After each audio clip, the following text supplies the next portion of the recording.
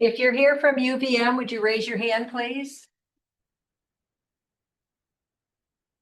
Claire is here. Claire, this was marked on our consent agenda item. Is there anyone in the audience who's here to speak about this? I'm here, yeah, From UVM, yes. Does UVM have any, does the board have any issues treating this as consent? No. Did anybody from UVM have any issues with the staff report? Nope. No. All right, so on ZP 26-50, I move that we approve the application and adopt staff's findings and recommendations. 10 seconds, all those in favor? Mike. Your site design changes. Next on our agenda item is 355 East and Allen Parkway, Norm Benoit, proposed addition of 2 dwelling units to each existing building for a change from 12 to 18 dwelling units. We have the applicant. Anna.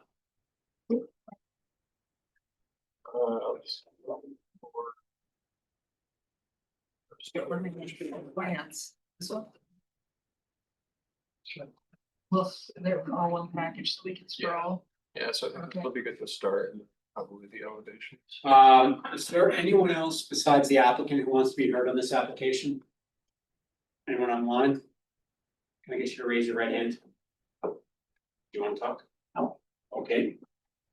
You swear the testimony you're about I'm to give. sorry, yes, this is my sister, my hearing is bad. So a lot of times I'll misinterpret words, so I kind of bring it wrong. Break me out. Try. That's fine, okay. We'll speak up. Do you swear the testimony you're about to give is true and correct under the pains and penalties of perjury? I do. Okay. So briefly, we have the plans. Just tell us what you want to do. We want to add on 3 buildings to the existing 3 buildings. And each of those new buildings will have 2 units in each one. So currently there are 12 units in 3 buildings. We're gonna have a total of 18 units. With 3 new additions basically to the existing building. Okay, There are units that are handicap accessible, all 3 of them. All buildings on the first floor are handicap accessible. And the second floor are basically the same apartments, but they're not accessible. Yeah. We added building for a dumpster. There's a issues with the dumpster, so new building hides the dumpster, creates a place for it, and there's access for the tenants to get in and through a side door. And in the back of that, another building actually that's not how well the bike. So they can park. Don't forget, I think up to 12 bikes there. And that'll be a secure thing with electricity, not necessarily for the bike, but there'll be motion sensors to keep lights on the interior and exterior as well. That, I guess, would be the basic information. questions from the board, anybody? Miles? I do have a couple of questions and a comment. Mostly because the staff report had it wrong. It says 3 buildings with 3 units. I think it says should be 3 buildings with 4 units each. You know, it's first paragraph of your staff report.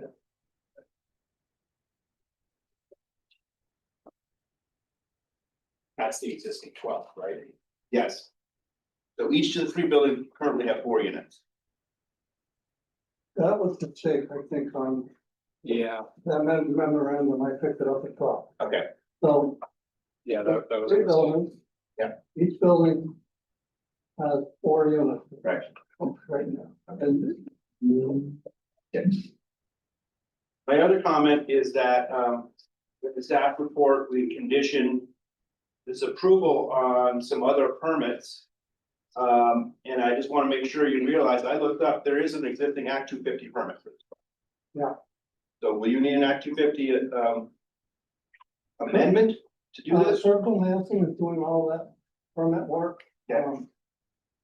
And they are working on it as well. Okay. So I didn't know whether Kirk should add Act 250 permit amendment to stay with that? Okay. Great. Those are my one comment. Anybody else in the audience? Have questions about what he's about to build? Yes, I live right next door, okay, so it's gonna definitely impact me. so hold on. Thank you. You know, What we do is you step back and one of your neighbors would like to speak and ask, so I haven't sworn you in, need to do that. So come on up, take a seat. First, tell us who you are and where you live. My name's Ross LaBelle. I live at 373 Ethan Allen Parkway. Okay, raise your right hand, Ross. You swear the testimony you're about to give is true and correct, and the things and penalties are correct. Yes, Floor is yours. my concerns are more or less the impact that it will have on the neighbors that are around it. I just spent about 5 minutes going through it, the current property, person who owns it is not here right now, but I've been living there for 30 years and I've had. I don't know how many different owners, probably 4 or 5, and I've approached each one of them each time about the amount of trash that is completely covered property, and it's there to this day. I just videotaped it, if you'd like to see it. I mean, unbelievable amount of trash down my property line, down their property line, and all across the back. I'm hoping that adding 6 more units doesn't make a 33% more impact on the trash. Every summer, the maintenance, the lawn care people, that changes also.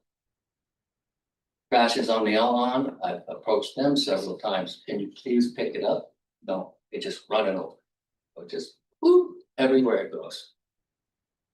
So those are my biggest concerns. Is that the map of what they want to do right there? I saw it earlier. I want to make sure the green space next to my property remains, the distance from my property maintains that. I don't want any parking lot. Which is your property again? 373.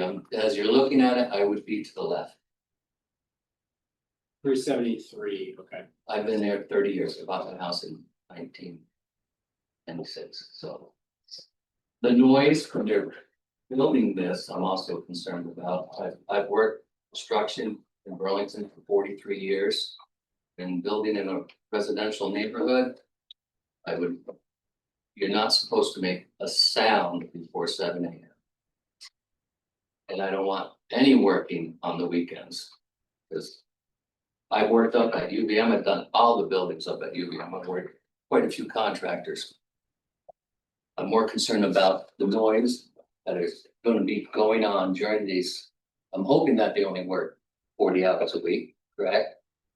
I mean, Saturdays, you're not supposed to start until 8 AM, I believe.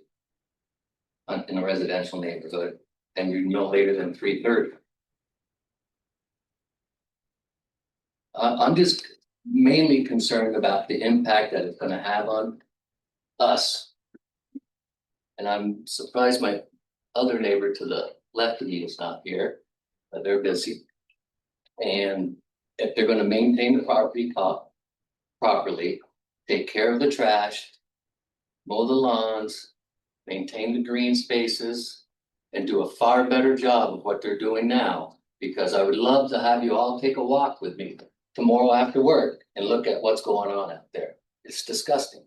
It's truly disgusting, the amount of trash all around the back side of that property. And if you're adding 6 more units to it, what is it gonna look like then? Those are my concerns. Okay, thank you. Did you want to speak? You got Yes, pointed at. yes, I'd Well- also like to speak. Yeah. Alright, you ready? You swear the testimony you're about to give is true and correct, and contains and tells this correct. Tell us who you are, where you live, which. Where's yours? Thank you. I'm Lane Rooney. I live at 77 Moore Drive. So behind Ross, but still abutting his property. Kyle Wagonowski, also at the same time, that. Sorry. We share all of the same concerns as Ross, and we observe all of the same things, the trash that's scattered in the not maintained woods, kind of brushy area that sort of buffers our property. We have direct visibility to this property, and so we just have some concerns that way. We also are concerned about the schedule, want to make sure that whatever the actual rule is followed, and I'm not sure how to confirm that it is, but if there are any breaks in that, I don't know who we're supposed to tell that to. Yeah, we work from home, so that's also a concern that they abide by, that 7 AM is the Parking time. ordinance, 7 AM, it's technically 9 PM to 7 AM. 7 is. It would be great to know what the working hours are gonna be. I don't know if that'd be possible from who we get that information, but to have some information in advance about what we can expect. And is this where we can bring up like ordinances or any? Is that we might, Probably your best opportunity. yeah. So I think, something that would make this a lot easier for us is maybe if there was a living fence or some kind of arborvitae trees that get put in between the property, it would definitely help with noise pollution, actual trash pollution, reaching Can I out. pause you for a second? Yes. Mary, are you running This the, is Kirk. Kirk's running the show. What would you like? Can we see a site plan? Yes. Oops. There's not a site. plan. This one? Yes. Where would you suggest as arborvitae screening? Is it possible to make that any bigger? I don't know. May I get up and go to the You screen can. look at 1 second. See if we may blow it up for everybody. I would also really like that down my property line.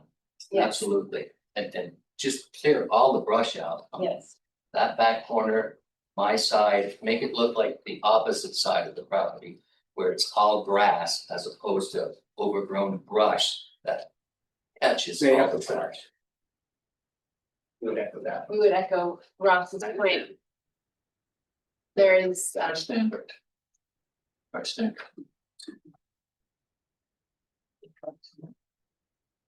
Got another idea. Normally, we don't have this issue. So. I don't know why it's not enlarged. You zoom, and then, is it full screen? All right. You know the cardinal ordinances from the process, so That is just a reflection. you're suggesting on the northern boundaries. Yes, northeast, is that, yes, the northeast boundary. And to clear, there is quite a lot of like brush. It's not getting bigger. Fence there. No.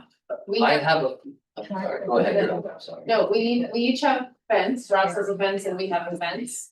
But there isn't a fence from this property and there's quite a lot of brush and overgrowth between our fences and this property, so that will also be cleared. Typically. Promote.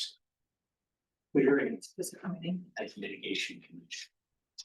Is preservation of serene, so left. Sure, I think the growth that is there is, it's overgrowth, I don't know how to put it. Yeah, it's just shrub. They have the floor. It's It's not maintained, not me. that's the issue.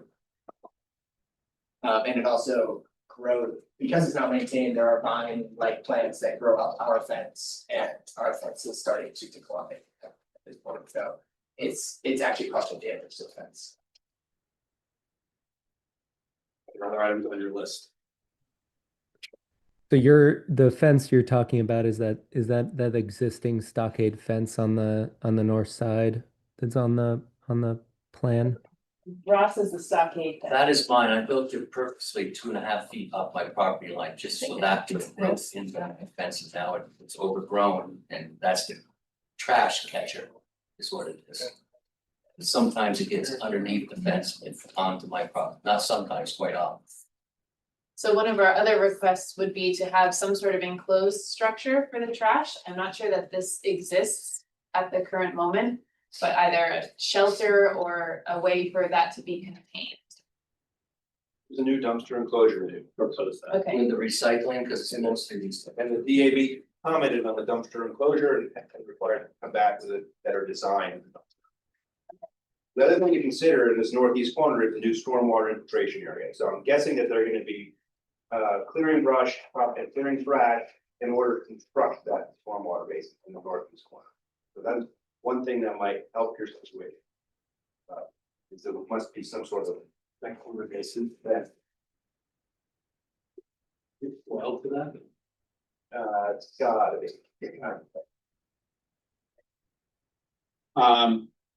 Jake, can I just ask that? Yeah. Question, this is, Nick, you said this is your, I'm sorry, correct. There are some notes on the plan, I don't see a planting plan, but there's some. Maybe I'm looking at the wrong plans, there's. Yeah, there's a note that says example plantings that are along those lines. One of the site plans calls out a couple of proposed trees, the new two maple trees. Looks like it's just the two that are proposed. There's not an extensive landscaping plan.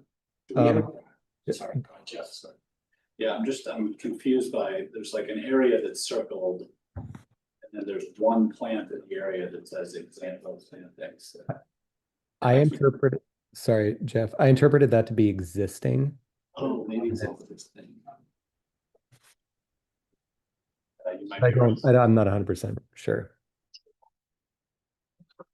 Okay, well, we can ask the applicant about the landscape.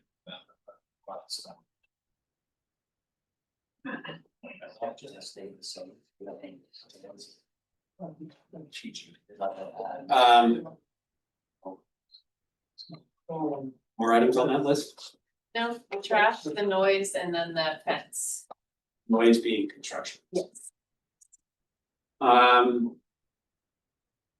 Anybody else in the audience want to be heard?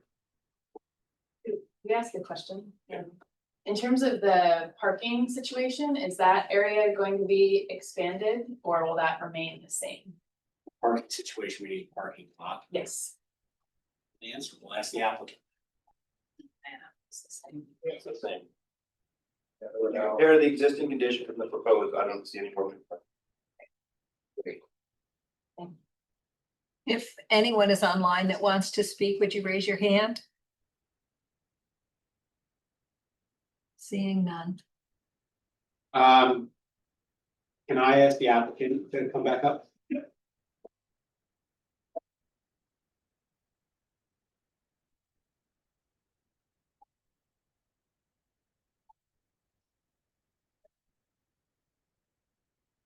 Were you able to hear some of your neighbors' concerns? Not today, but, we had a neighborhood meeting, and so pretty much went over all the stuff. Which was probably what prompted this dumpster design, try to address everything that was going on there, because right now there is nothing but a dumpster out by itself. So one of the concerns was about, some trash that either was blown or left out and ends up collecting on the north part of the property.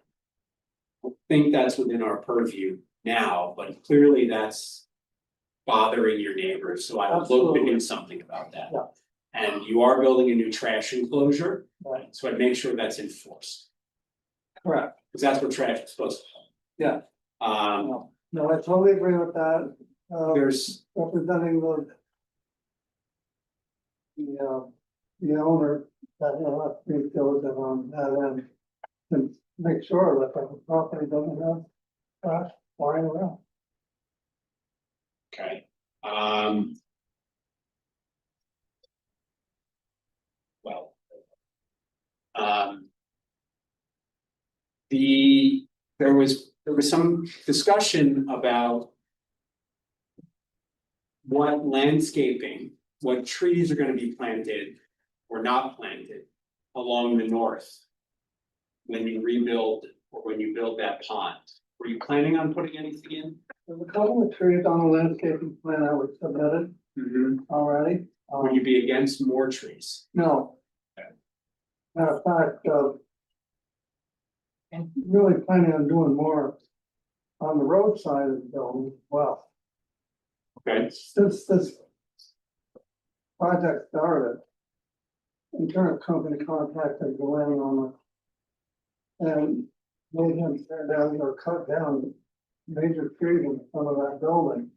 Or they would drop it in return. Because of the trees and leaning over near the building, so. That wasn't really part of the plan at the beginning.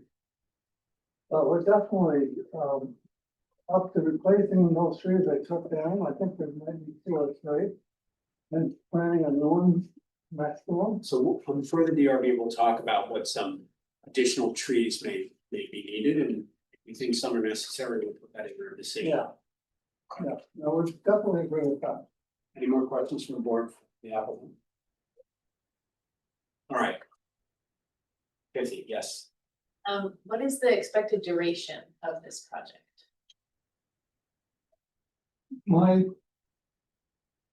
I haven't laid it all out yet, but it looks like, if we could start in May, we would probably have it all tied up by the end of the year. So it'll go into the function of the first building, would be activated, and then that shell would be up, and then the next foundation would go in. But there's a lot of infrastructure that's gonna have to happen around there, because there'll be a lot of activity for the 6-month period, and we got water lines, sewer lines. So there's a lot of work. And there's really no way around that, other than the schedule, if not working later, working. Sometimes that's not allowed, so for the.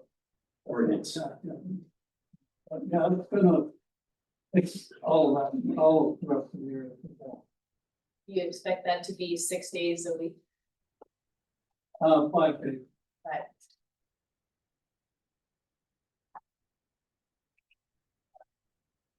Yes.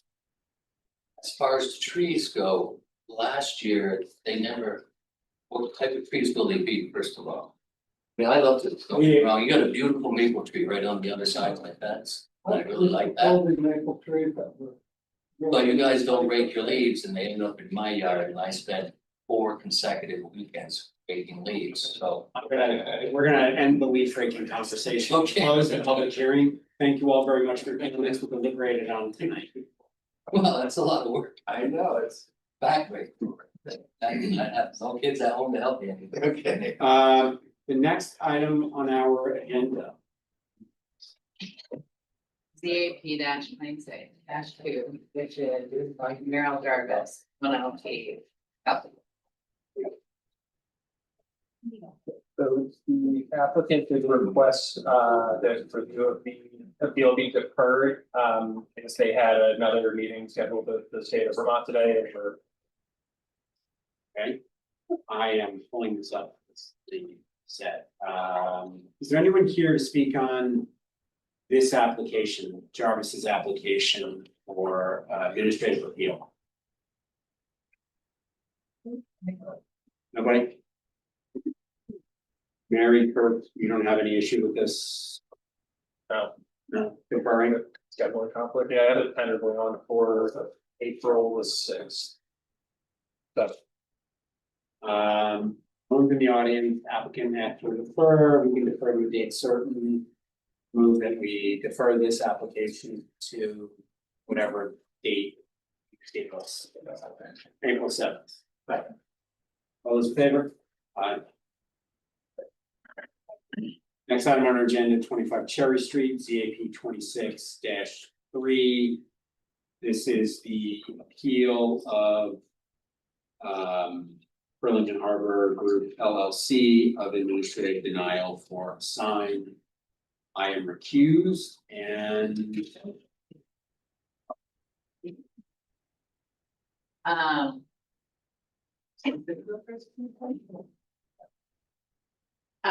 we have the appellant here? You can come up here, we will have the city speak first, in these circumstances, but I'll swear you in now. Okay, in addition to myself, I'm Daniel Seff, I'm three people. Two in present, two in person and one on video, like this one. Okay, You want to swear also saying? yes.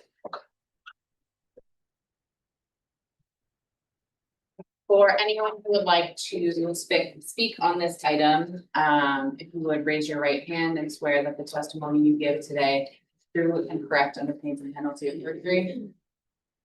I do.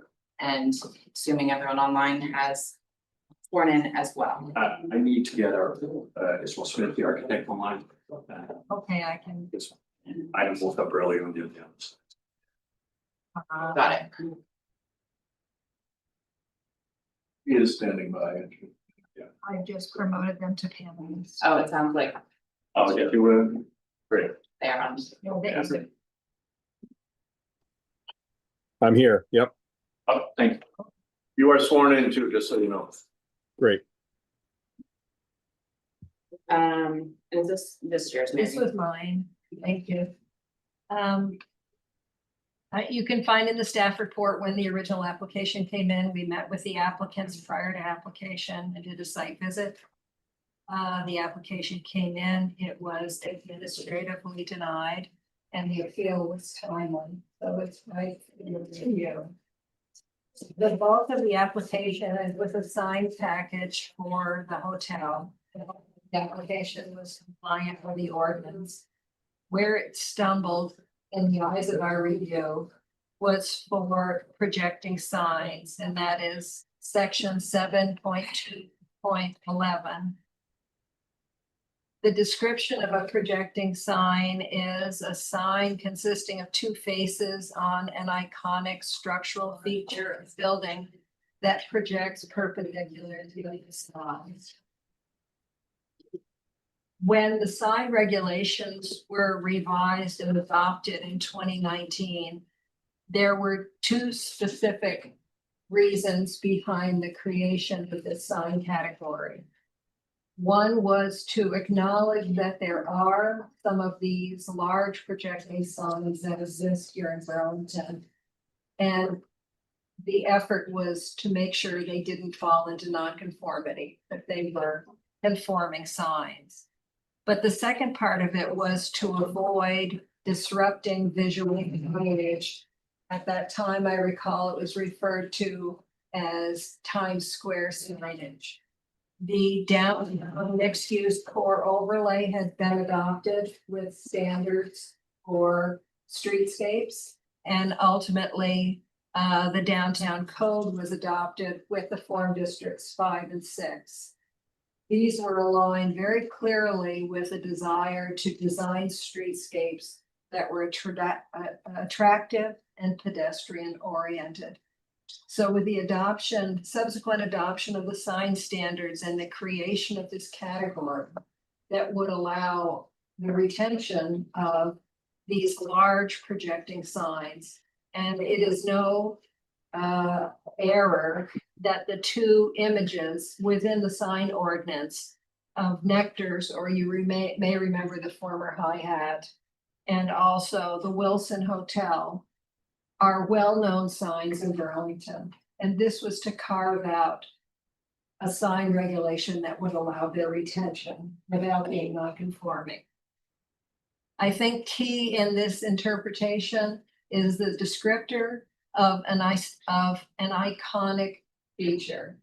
And this is an item that's picked up by the appellants.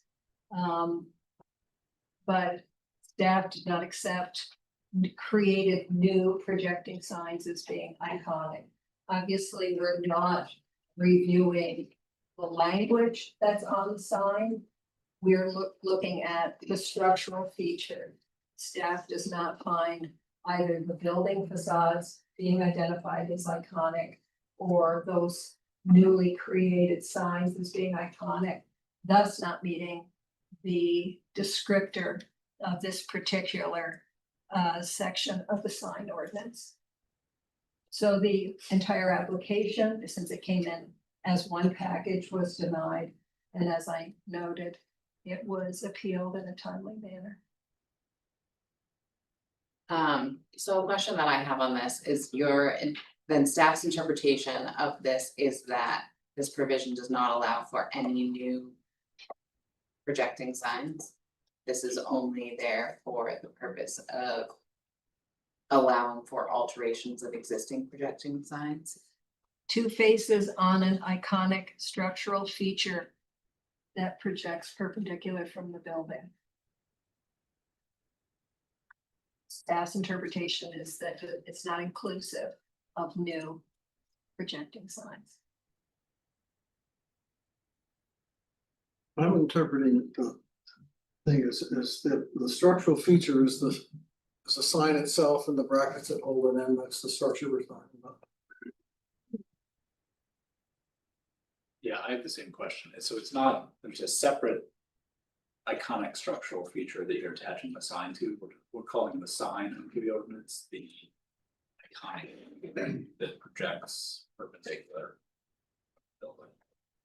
It is that apparatus that is holding the message. Does the application meet the other criteria that are specified there? It's just the question of whether we view it as iconic or not. Like, if setting aside the iconic question, does the proposal otherwise meet the specification requirements? I know that it meets the height and width maximum.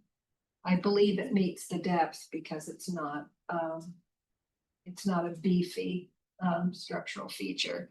I can't tell you about the rest. Okay. For installation height in particular, I don't recall. So you didn't get there because you didn't find that it met the iconic Correct. feature provision. Okay. So going back to the ordinance change that you have referenced, what is the purpose of making the change when those signs wouldn't have been problematic anyway? The nectar sign, for example, can be non-conforming, so it was there from before. You're right, it can be existing non-conforming. This was underlying this desire to manage signage so as to avoid undue, large, distracting signage. So was the intent of the ordinance to just bar all projecting signs unless it was iconic? There are still Oh, new one. allowances for signs, but these are large. The definition of this and the allowances for dimensions are large. There are other sign categories that could have been exercised. Projecting signs.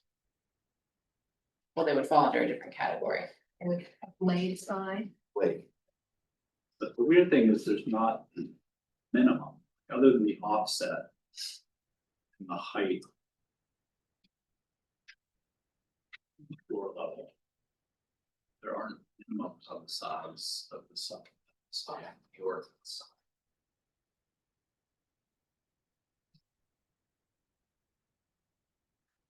I mean, it was largely an avoidance for having new, large projecting signs.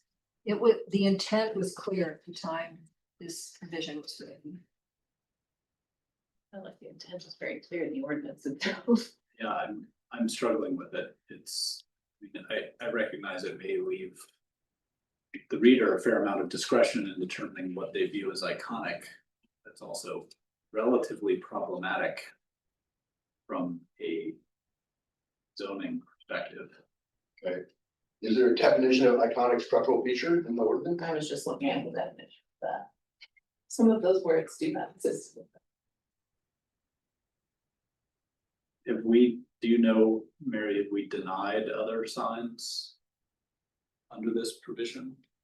I can't recall one in my term. Not in my knowledge. Yeah. I mean, the sign ordinance is in my mind, relatively new, 2019 when it was Yeah. adopted. We've had so much fun with it since then. I know. Oh,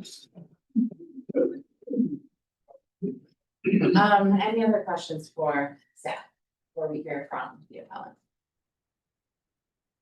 Okay. Floor is yours. Thank you very much. My name is Daniel Seff, MSK Attorneys of Burlington, and I'm here representing the appellant, Burlington Harbor Hotel Group LLC. With me from the appellant are Mr. Jay Canning and Mr. Hans von Wies. In addition, on video, Mary, I think you saw him there, is Israel Smith. yes, he is. Thank you. So we're dealing with a one sentence sign ordinance provision that is, in our view, ambiguous. And it is ambiguous in at least two different ways. The first way it's ambiguous is it's not clear whether the sign must be iconic or whether the building to which the sign is affixed needs to be iconic. My own view is that the better reading of this provision is that the building needs to be iconic and the sign does not. But out of abundance of caution, we have presented the appeal both ways. That is, it's our position that the building is iconic and the architect, Mr. Smith, is available to speak to that. And the sign itself is iconic. And Mr. Canning is here and he can speak to that. But there's another way in which this one sentence provision is ambiguous. And that is, and you've all hit on that with your questions, is what does the word iconic mean? The one thing that we know it doesn't mean is that it can only be an old sign, because there's absolutely no reason or need for this provision, 7.2.11, unless it's there to authorize a new sign. As we pointed out in the notice of appeal, the Nectar sign and the Wilson sign are all pre-existing, and they don't need this provision to help them to survive. So whatever else this provision means, it's our position that it does not mean that new projecting signs are prohibited. It would have been very easy, frankly, to prohibit new projecting signs. They either would not have included this provision in the ordinance, or they could have written it in a way that said, this is only for the following 2 signs or 4 signs, however many it is. And furthermore, the word iconic, whatever else that might mean, doesn't mean necessarily historic or vintage or ancient. Something can be new and iconic. And on top of that, one person's icon may be somebody else's non-icon.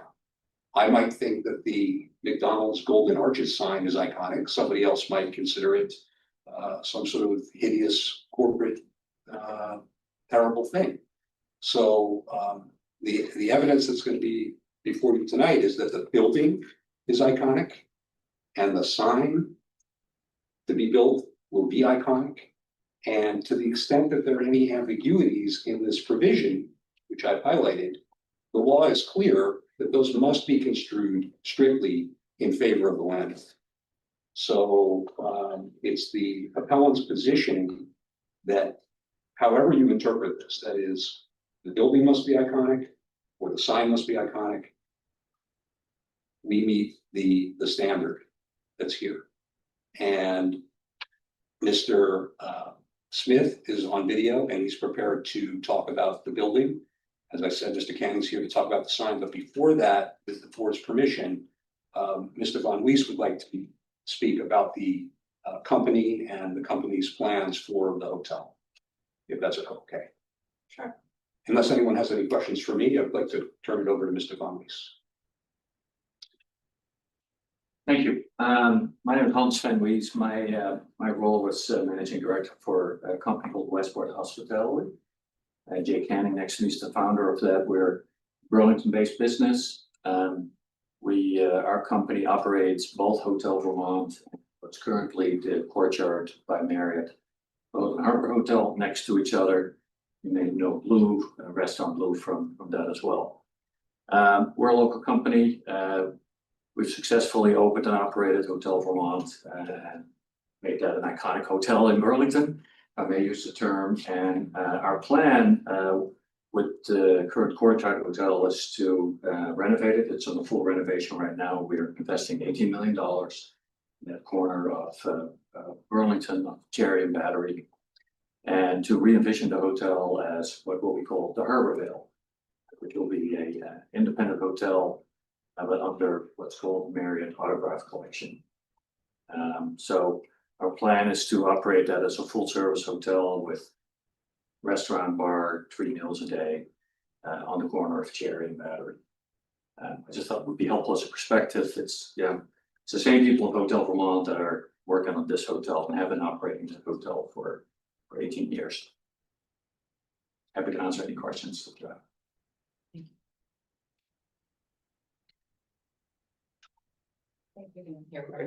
We can hear from Mr. Smith next about the hotel building. By the way, I should say Mr. Smith would have been here in person, but he's recuperating from a skiing-related surgery. Yes, don't follow the kids into the woods at Sugar Bush. I'll be mobile in a couple weeks, but sorry I can't join y'all tonight. So my name is Israel Smith. I'm a licensed architect.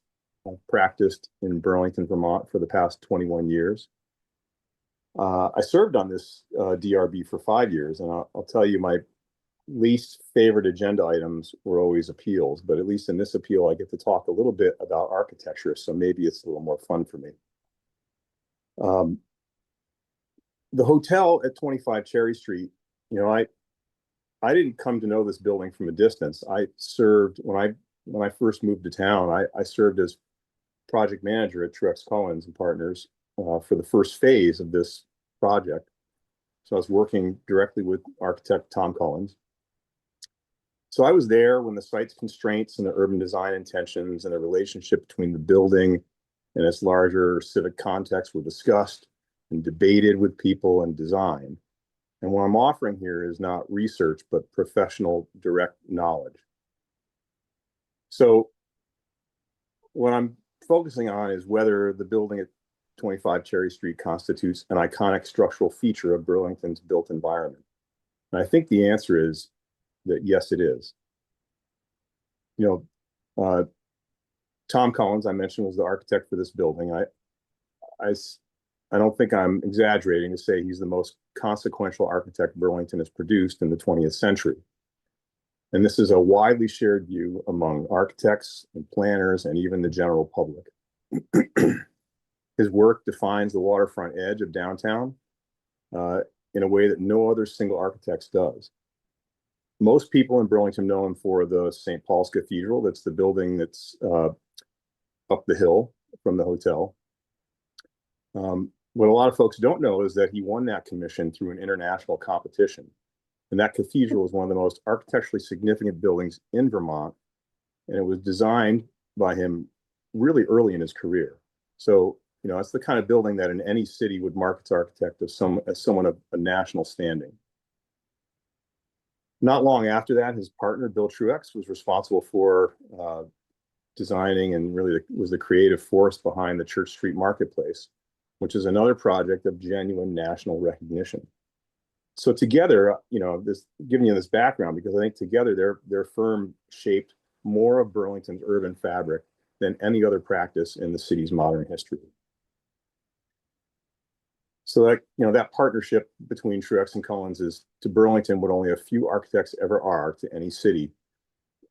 It was their vision executed over decades that I think give this city a sense of itself in its built environment, especially on the waterfront, especially on Church Street, which are really the two poles that, you know, we tend to conceptualize when we think of Burlington. So working with Tom in this project, I saw that the design of this building was not approached as a routine hotel commission. It was approached as a civic act. The siting of it, the massing of it, the choice of materials, the scale that respected the street without being bound by it. were all decisions that were made in conscious relationship to the cathedral up the hill and to the residences being built next door. And so that was really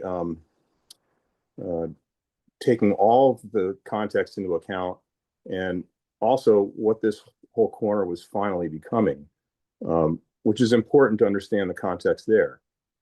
Part of the reason why I think this building is iconic in the sense of people's image of the city is you have to understand what the site was before it was built.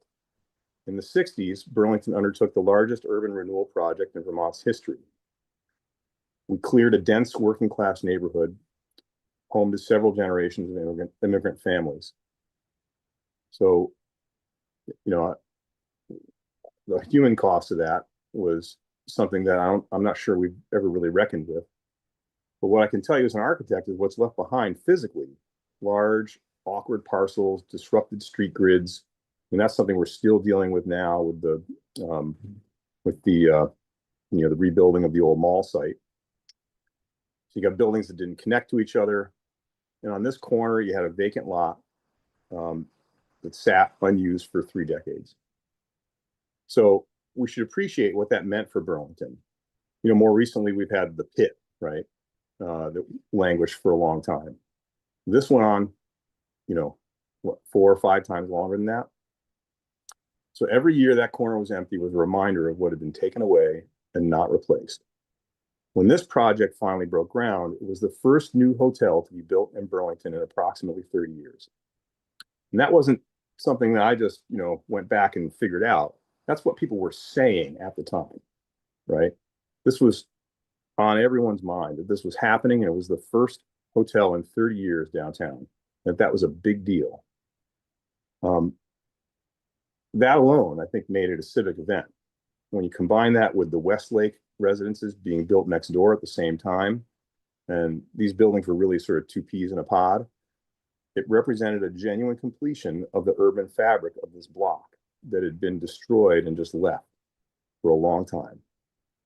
So people paid attention to this, and you know, when this corner was finally being built, you know, that was a huge, huge thing.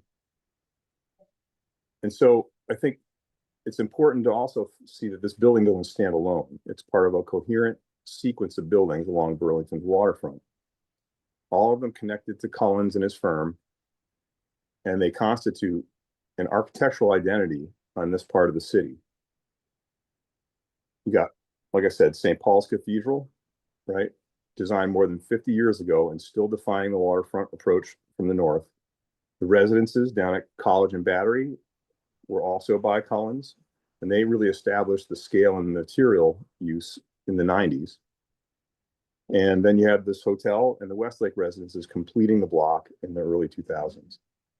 So when Truex Collins finished this hotel, they were finishing something they had started in the 1970s. So that's a remarkable thing in architecture, and it's what gives this building its place in Burlington's history. So the next point I want to make is that it's kind of related to that, is that this question of what's iconic. I think when I think about, as you know, what's iconic as an architect, I think about buildings that usher in what's next, right? When you read the history books, a lot of the buildings are like, oh, well, that's kind of, you know, what's the big deal about that? Well, it's because it started something. It was a groundbreaker for something and the shape of things to come. And so I think when you think about the development we have now, right, that's going on, and even not long after this building was built, you had Hotel Vermont, which is now regarded as one of the finest hotels in New England. It's a genuine landmark of Burlington's hospitality identity. But it wouldn't have been possible to do that building without 25 Cherry Street coming first. This building proved that the lower Cherry to Battery corridor could support a full-service hotel. It demonstrated that guests would stay there, that the pedestrian connection between Church Street and the waterfront was viable, and that the site and its neighborhood had real value. It anchored the corner and created the conditions physically, commercially, and psychologically that made investors and developers willing to take a chance on Hotel Vermont a few years later. So again, iconic buildings do not exist only in their own right. They create the conditions for what comes next. And this building, unassuming as it is on some scales, did exactly that. So I want to also get a little bit into the staff's definition of iconic. The staff report defines an icon as something with longevity, nobility, and widespread recognition. And they cite the Hollywood sign and the Las Vegas welcome signs as examples. I think that framing sets a standard that's both impractical and disconnected from how architects and urban designers actually use the term iconic. If you apply that literally, no building constructed in the past 50 years could ever qualify as iconic. And that can't be the intent of a zoning ordinance adopted in 2019 that's applicable to a living, evolving urban downtown. And then I think most importantly, the staff's definition focuses on signs as icons. The Hollywood sign, Las Vegas sign, the Nectar sign, and so on. But the ordinance uses the phrase iconic structural feature of a building. That's an architectural question, not a signage question. And I can tell you, this building was designed by the most significant architect Burlington produced in the modern era as an intentional civic act on one of the most historically charged sites in the city. It completed a 35-year sequence of urban design work that began with an internationally award-winning cathedral and addressed the deepest urban failure in Burlington's recent history. It was the first new hotel in the city in 30 years and the first truly tall building of the downtown core. It created the conditions for Hotel Vermont and helped catalyze a decade of waterfront development that the city's still building on today. So that is what iconic means in architecture, not age. It's meaning and influence. That's what it means, meaning and influence. The relationship between a building and the life of its city over time. By those measures, 25 Cherry Street clearly qualifies as an iconic building. Its facades are iconic structural features of Burlington's built environment, and I respectfully ask this board to reverse the denial and allow these signs to be installed. Thank you. Thank you.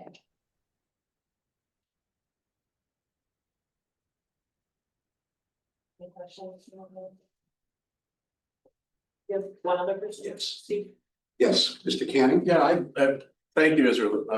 I have very little to add. I in the comments, a couple things I noticed. The one about not to encourage national signage and to or national architecture, and I don't think that's in play here. Although it was a comment that what we're doing is actually taking down those ugly franchise Marriott signs and putting up custom signs that have been designed by local people who know about marketing and color and shading, and Wood and Wood signs is out of Waitsfield and were featured in 7 days for making the most iconic, using the word in the headline, signs in Vermont over 25 years. So this isn't some corporate group coming in trying to get away with making Burlington look like Times Square.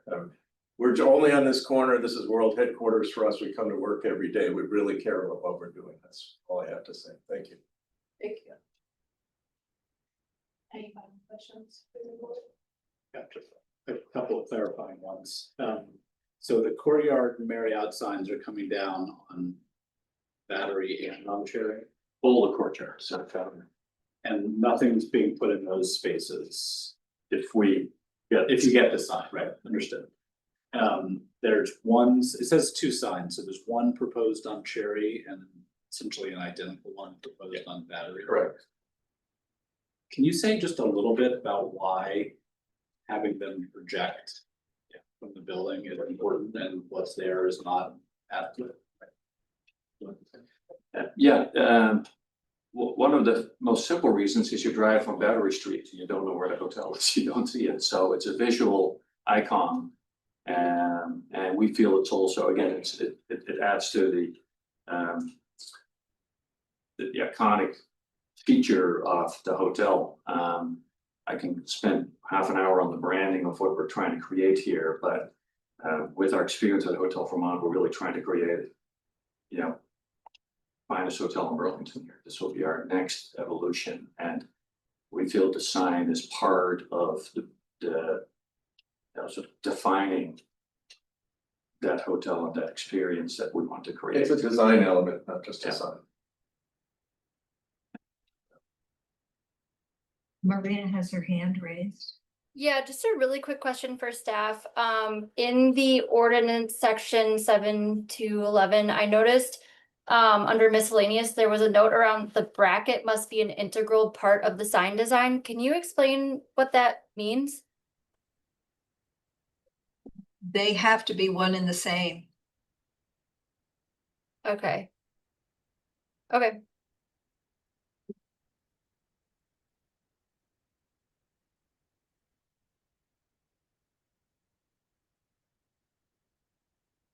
Not seeing any other questions, so with that, let me just do one final check. Is there anyone else here to speak on this item? If you're online and you want to speak, would you raise your hand, please? Seeing none. Okay. With that, we'll close the public hearing. Thank you. Thank you very much.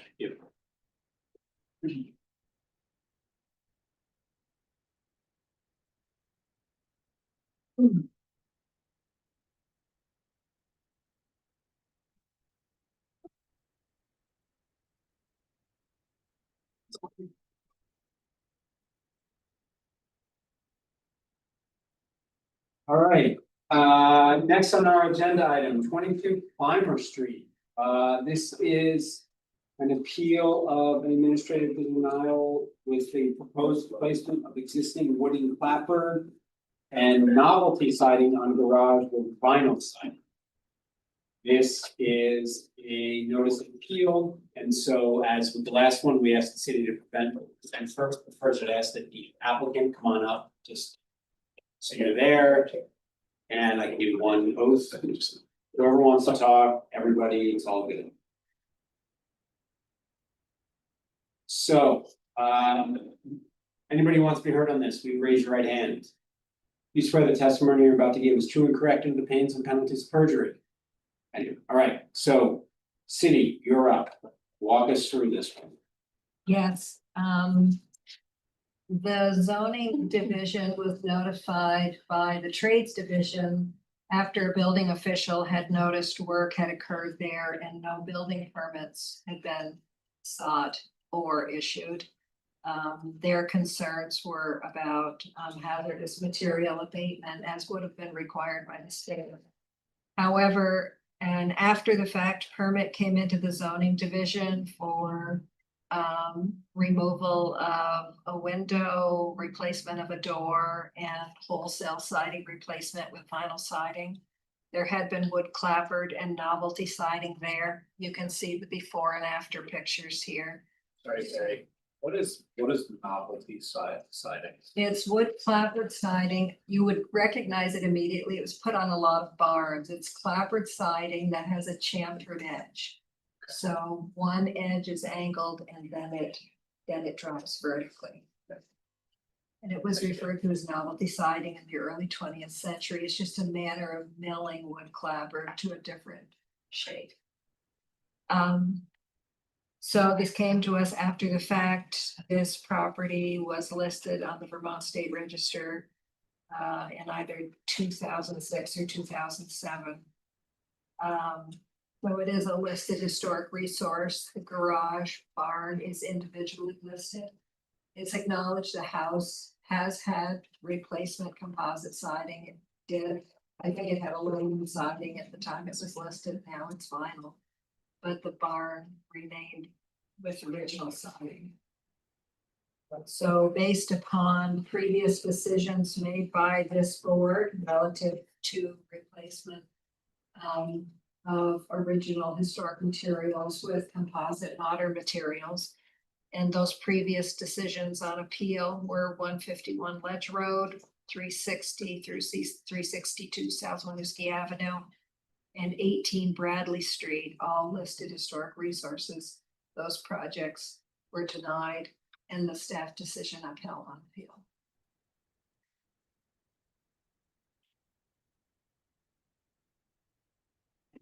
I have a question for you. The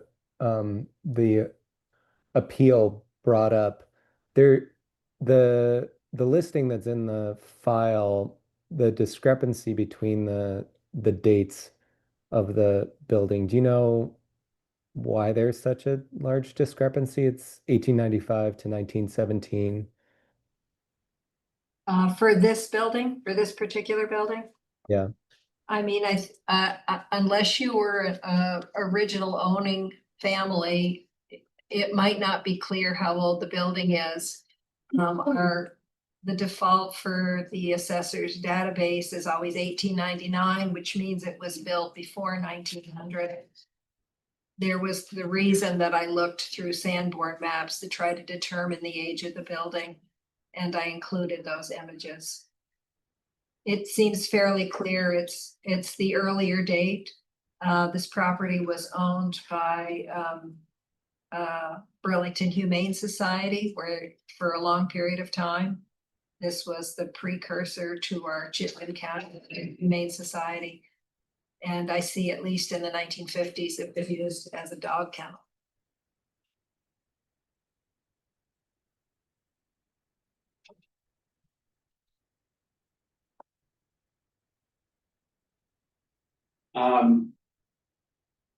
Any other questions for Mary from the board? Let the appellants speak. Do you want to introduce yourself? Sure, I did have a handout, that's, I mean, Sure, like handouts, read what you give us. well, I'm a successful teacher, so.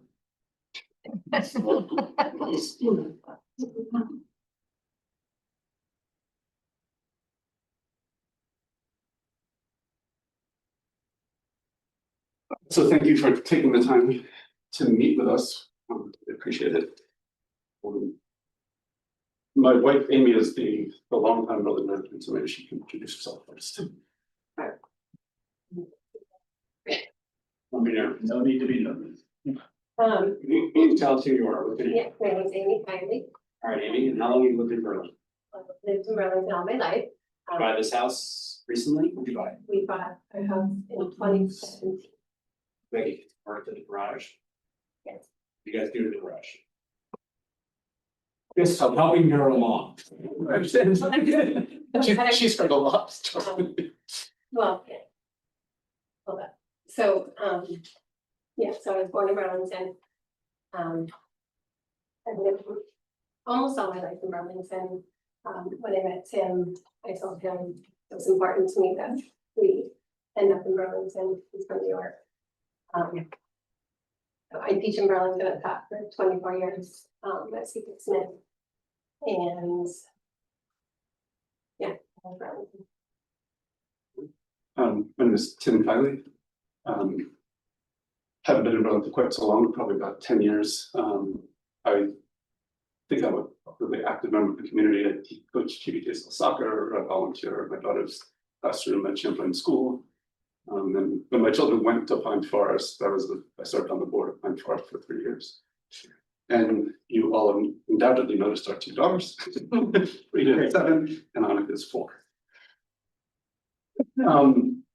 I'd like to take a second just to address the question of why this was a timing.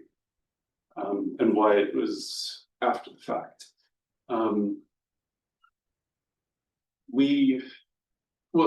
One other trying to step back. This barn, we moved in 2017. The inspector said he couldn't speak to the condition of the barn because there was too much stuff inside. And it was packed full of stuff and so much old wall and floor and ceiling. So the inspector would not comment on the state of the barn. Needless to say, the real estate agent was not a friend and he attested to the value of the barn. The first winter when we moved in, a giant hole opened in the roof of the west add-on.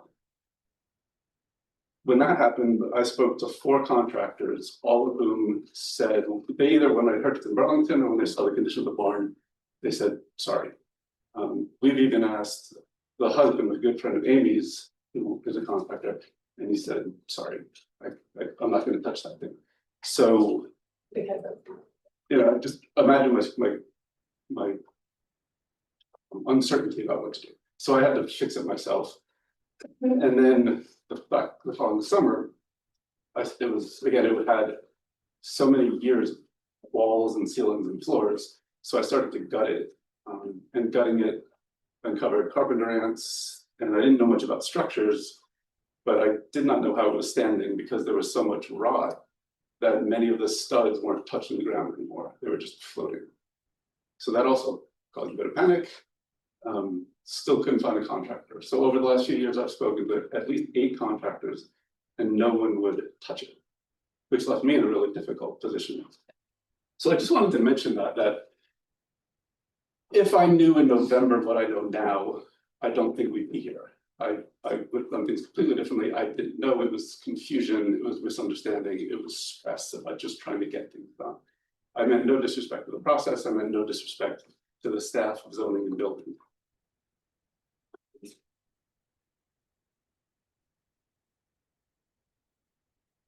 So, sorry, go ahead. I just wanted to mention the state of the structure just because, you know, I think we're on the same team where my goal is to preserve the structure.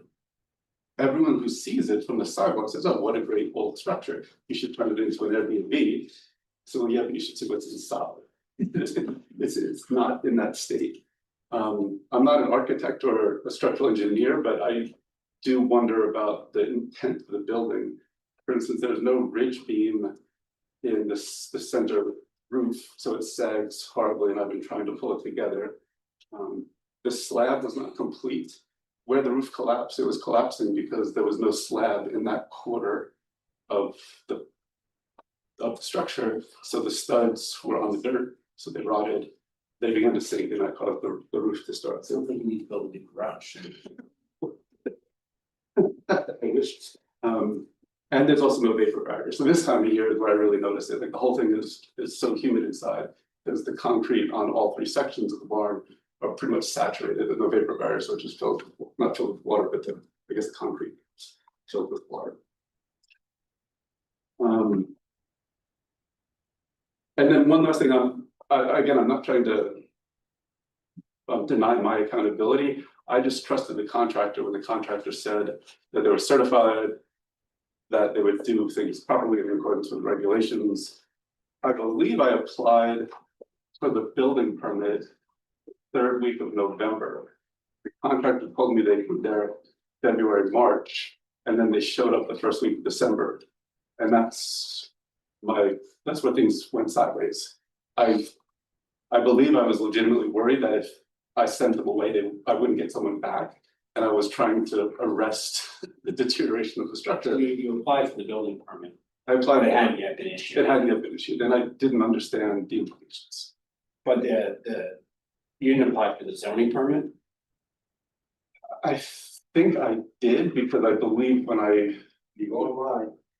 if it says it's Required to $10,000. Yeah, apply to zoning before you can even get your. Yeah, because for me, it was the $10,000 threshold that I believe made it qualify for a zoning permit. Well, maybe. Didn't get red Z. We got a red Z. So you guys, you applied Yeah, request. Yep. get a red seat. Yeah, a red Z, but it did say request. Yeah, Yes. so that's the first step. Okay, so then I'd like to address the points in the denial. It's really, I think for us, it comes down to the siding question. Because one of the challenges we've had is historically, in the past, also better. The city takes a position that vinyl or perhaps plastic is not an appropriate replacement for historic wood clapboard. So I think we need to focus on that particular point. So that really seems to be the crux of the issue. We didn't replace the siding. The siding is still in place. We wrapped it and we covered it in vinyl in the interest of preserving it. Explain that. Well, again, because of the deterioration, what's left of the original clapboard is pretty much the north and south facade, the larger facades. The clapboard wasn't removed. You put something underneath the vinyl. we put house wrap on it. Yeah, oh, I got, yeah. We put vinyl on top of that. So the wood cupboard is still there. My intention and what the contractor showed me, this is a way to preserve it. It's gonna keep the moisture away from it. It's not gonna deteriorate any further. And I believe that was in. It doesn't show, right? If I walked up here garage and touched it today, I'd be devastated from that front facade. What is this wood product? What's it? It's vinyl. No, but it's what's the specialty name for it? The vinyl product that was on the. That one? That's the one. Yeah, that was up. If you look at page 5 on the handout, you'll see again, I allowed the contractor to go ahead, or the contractor went ahead. And from the sidewalk, you can't tell the material. What's the house? The house is on. When was that done? Mine was done in 2013, page. Oh, yeah, copy it. Right.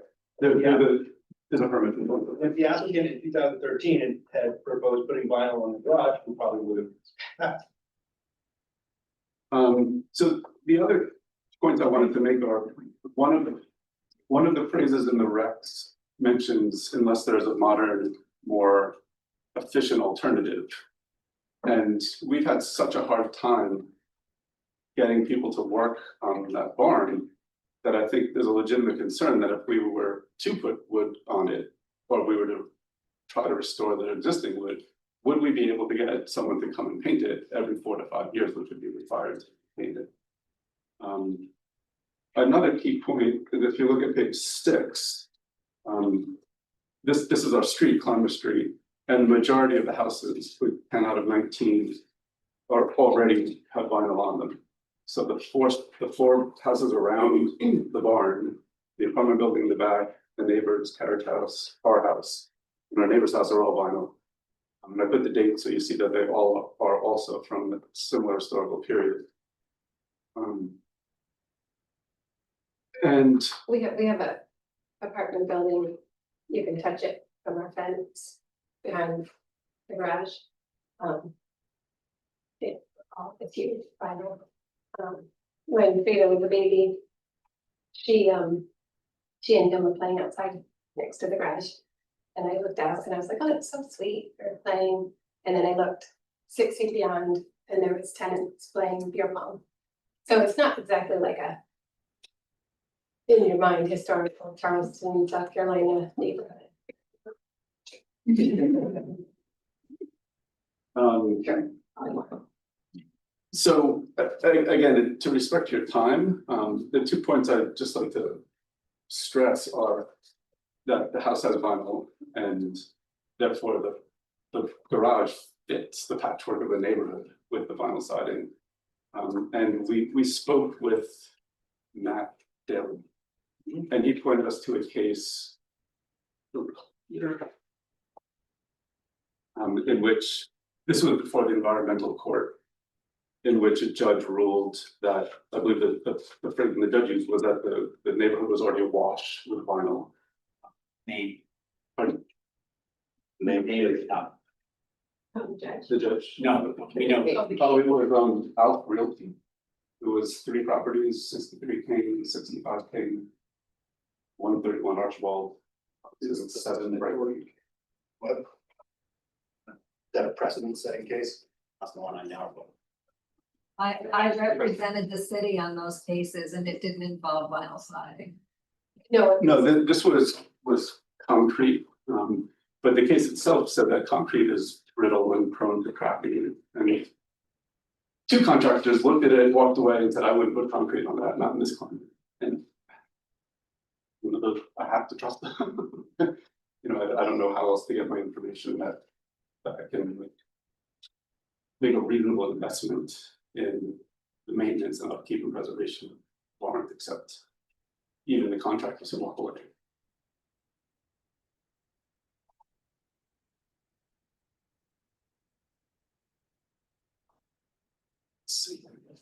I mean, if it, besides what maybe legal precedent if it is significant. Everyone who's walked by, who's spoken to 5 neighbors and seen dog walkers, people love to walk their dogs on that street because it's a dead end. And everyone said, oh, it looks great, it looks so much better than it did before. And I've asked, like, you know, we have this zoning application that's been denied and we're appealing it, like, do you care that it's vinyl? Like, does it have any impact to you? And no one even registers that it's an issue.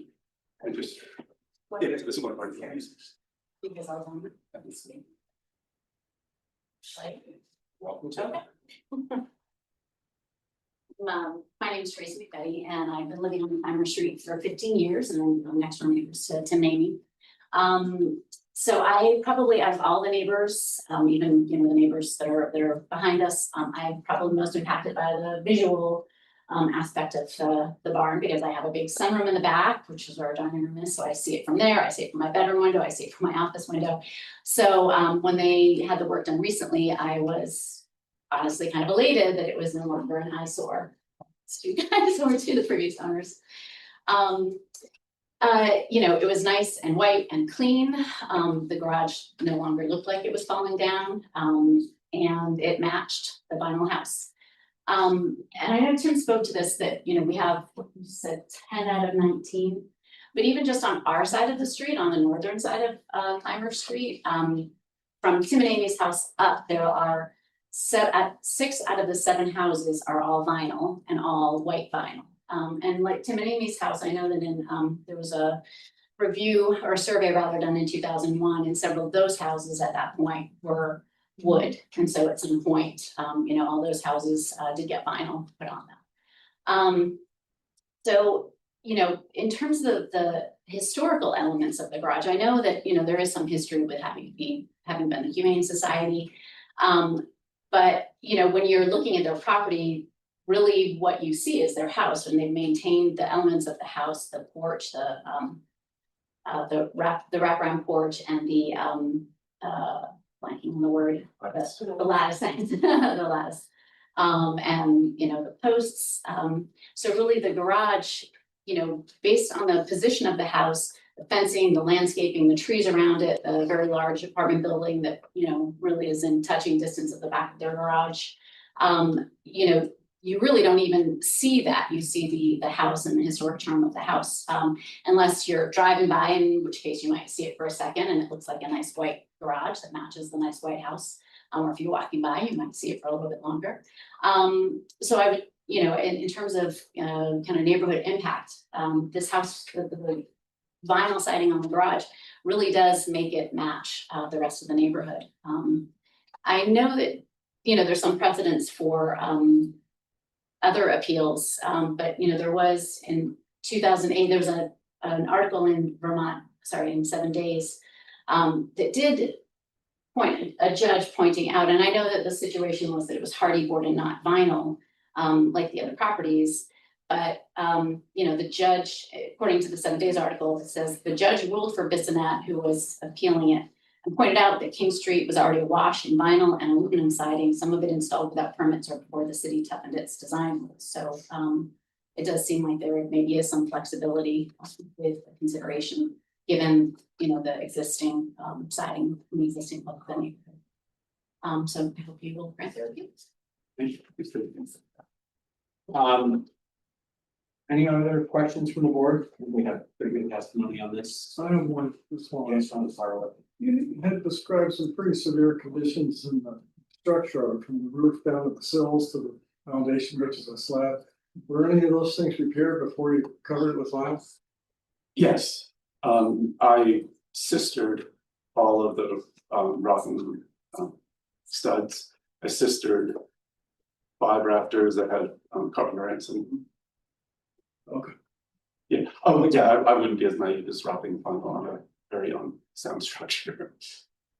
If it is relevant, please bear with me for 1 second. There was a phrase in one of the recs that mentioned, it would preserve that any improvements or changes would preserve the structure so that if it were removed, the original would still be there. And again, that was part of our intent specifically, is, vinyl that would not need the regular maintenance to preserve the structure Interesting. Understood. Yes, Mary. Thank you. As I have represented the city in all of these cases, I can tell you that the 362 South Winooski Avenue was a parallel. It was wood clapboard, state register listed building. An application for vinyl administratively denied. That was appealed to Superior Court and we did prevail. So the Superior Court upheld the decision that was made here by staff. The matter with Alf Realty was an entirely different discussion. I don't think it should be held on the same plane as this discussion. That was 2 National Register buildings and 1 state register building with natural wood clapboard. The application was for fiber cement board. That was an after effect permit as well. I don't recall the judge saying that the neighborhood was awash in vinyl, but did implement one condition in his approval. And that condition was never met. So it's an entirely different matter. I don't think it stands on the same platform as this discussion. Aaron, is a denial of this appeal automatically assume that vinyl siding will have to be removed? Is that explicit in a decision that the vinyl We siding? review projects as if they have not been done. We look at them under the regulations and effects on application for for vinyl that's upheld. So, but they've not, have they received a notice of violation? No, because they've made an application.